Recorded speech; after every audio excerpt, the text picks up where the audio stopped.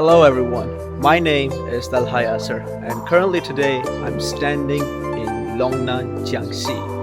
And what if I tell you that there are almost 370 walled houses here in Longnan, and these mark the cradle of Hakka culture.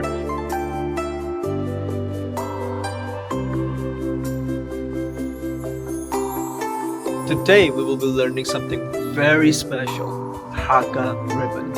And what if I tell you that this ribbon is not an ordinary ribbon, but it holds a thread that weaves stories for hundreds of years old. So let's go ahead and learn. 欢迎你来，谢谢。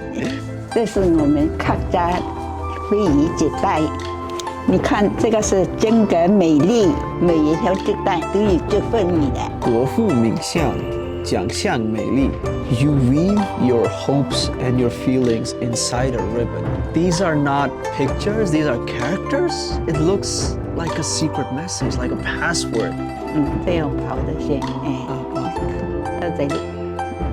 是好呢。So it's not just a normal ribbon.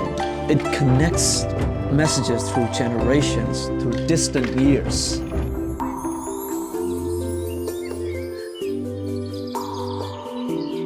你们看，今天我很开心。